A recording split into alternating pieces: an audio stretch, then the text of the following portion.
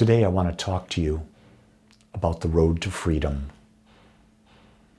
One of the things I've learned throughout my life is that there is a DNA within every human being, and that DNA that is the strongest of all is the desire to be free, to make your own choices, to not be confined by limitations of mom or dad or society or businesses, but to be free. And we'll accept giving up our freedom for a short period of time. I see this in relationships all the time where it's a very codependent relationship and people are not free. Eventually, there's a rebellion because we desire to be free. The science of mind teaches that our minds are the creator of our destiny. And when we align our thoughts with the infinite, we break free from our own mental limitations. Do you see that the greatest threat, the greatest inhibitor of your ability to be free is your own mental perception? And it's not a perception that you created for yourself. It's a perception that your parents installed in you, and they didn't know any better. They taught you that you had to function within this realm. They taught you that you had to do this, you had to do that, you had to do this and that. Be a good boy, be a good girl, you're bad. No, be what mom and dad say. When in retrospect, all you want to do is uncover, how do I choose to live my life? How do I choose to break free of limiting thoughts? You have a power that is working through you that can do anything you choose to set your mind on. The question is, are you willing to do that? Are you willing to set your mind?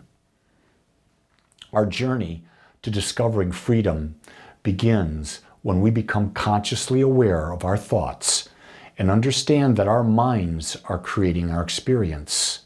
Most of the time, in my experience, we're not even aware of what we're thinking. We're not even aware of the consequences of what we're saying. It's a simple thing is people tell me, I'm going to change my life. And they said, I hope I can do something. The second you put the word, I hope I can do something, you're saying to the universe, I'm not going to do it. But if you say, I am doing this now, that's a very different statement. Do you see how powerful your thoughts and words can be depending on how you frame them? And when you truly understand, it's the accumulation of your thoughts, your words, your feelings and actions that create a mental atmosphere that creates your experience. So the journey to discovering freedom is a constant journey. And it's all about awareness. I do a workshop called the Values Workshop where we determine what are the most important things to an individual. And if you live by the top 3 things that are most important to you, you are going to have a very fulfilling life. Well, I can tell you that my number 1 value, what is most important to me, is to become more aware. It's been that, and my journey is about journey of becoming more aware.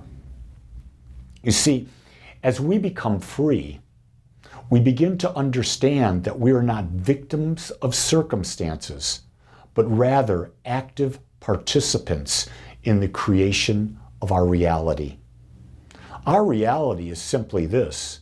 It's the perception we have and the experience we have through viewing an event through that perception. That's our reality. Is it truth? No. Why? Because people can look at the same event and have a completely different experience or a completely different reality. Isn't that a fascinating thing? No 2 people see life the same, see the event the same. That's why so many times when you're looking at, in the courts, detectives and that, eyewitness testimony is often very, very wrong because people see not the event as it is, they see the event through their perceptions, and those perceptions are slanted based on their upbringing. You're not a victim. You're not a victim unless you believe you're a victim. Freedom takes you out of the idea that you're a victim. You see, the only victim or the only roadblock to freedom is our own limiting beliefs. That's right, it's your limiting beliefs. Now, don't beat yourself up. You didn't develop these beliefs on your own. They were given to you. Think about this. From 0 to 7, your mind is in theta state, which means whatever is said, it is automatically blindly accepting as true. So whatever mom and dad said, whatever aunts and uncles and grandparents said, whatever the school said, whatever your friends said, they form beliefs. And they're probably functioning at a very deep level within your subconscious mind right now. The key thing is, are those beliefs serving your highest expression, your highest experience of being love in the world today? If they're not, then you know you've got some work to do. And the work is to install new beliefs. When we embrace the interconnectedness of all life, we discover how to align our minds with the healing energies of the universe. And when we do this, it will lead to physical, emotional, and spiritual well-being. In other words, there's only one form of consciousness that is the ground of all being. This is what quantum physics says. This is what religions are trying to say, but they've anthropomorphized God. They've given God human qualities. Well, God's not human. God doesn't have human qualities. God is not happy or sad. That's not God. God is infinite. It means all things are God. Everything, every feeling, every thought, every emotion, everything is God. And when you realize that you were created by God, out of God, and you are made all of God, and because you're part of God, you're connected to everything, you realize that the very power that created the universe is the very power you are using to create your life. And then when you align your mind to the idea that this power is responding to you, all the power of the universe is behind your thoughts, your words, your actions, and feelings. In other words, your beliefs. And as you align your beliefs, you will have physical well-being. You will have emotional well-being. You will have spiritual well-being, simply because it is your natural state.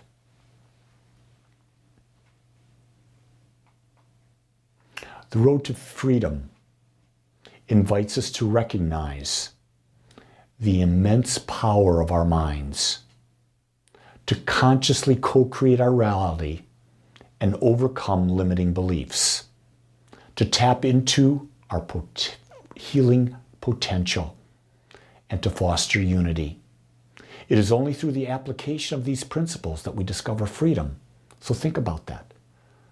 Recognizing the immense power within your mind. Right now, you don't think you have power. You feel you're limited. But if you truly understood how powerful you are, wouldn't that make you have a feeling of freedom? When you realize as well that it is not just your ego, but it's you in alignment with all the consciousness of the universe, that you're co-partnering with that, and there's nothing other than that, do you feel free? What if you were able to get rid of limiting beliefs? You had beliefs that were without bounds. Would that set you free? What if you tapped into the potential that you can heal anything in you? Mind, body, soul, spirit, you can heal anything. Would that set you free? And what about if you truly knew and understand the unity of all life, that we're all one? You would feel free, wouldn't you? It's not just thinking this, it's actually living it every moment of every day. You see, we claim our freedom when we truly understand and embrace that nothing changes. until we change. I'm inviting you to take a journey of freedom, to understand your oneness with all that is, the power that is behind your thoughts, and for you to create new beliefs that set you free to an unlimited experience of life in whatever way you desire to take it. You are the master of your life. You set the direction, you have the power available to you, and you have the freedom to use that power any way you want. You can use it consciously, or you continue to use it unconsciously and have a life where you're a victim. I invite you to become a co-creator, to reclaim your power and know the beauty of life that exists right there within you. Remember, until you change, nothing else will change.